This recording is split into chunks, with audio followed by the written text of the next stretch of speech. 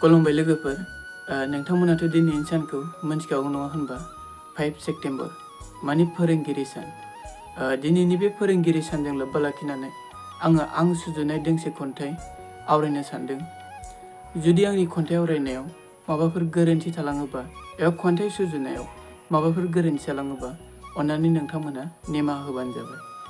बे खन्थाइनि मुङानो जाबाय जों मुलुगनि थार महरखौ सिनाय हायामोन। अब्ला आङो बे खन्थाइखौ फरायलांनोसै।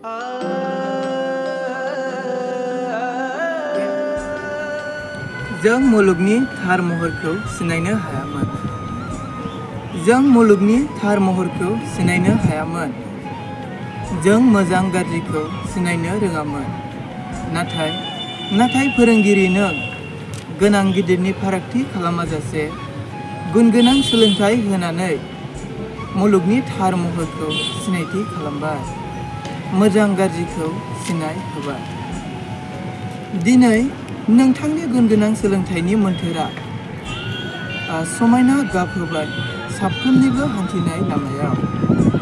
दिनै फरायसा फरायगिरिफोरनि गोरबोआव गोग्गो गुन गोनां सोलोंथाइया गोरबो बिखायाव रोदा सुगथाबनानै बे मुलुगनि मोजां गाज्रिखौ सिनायनो हाबाय।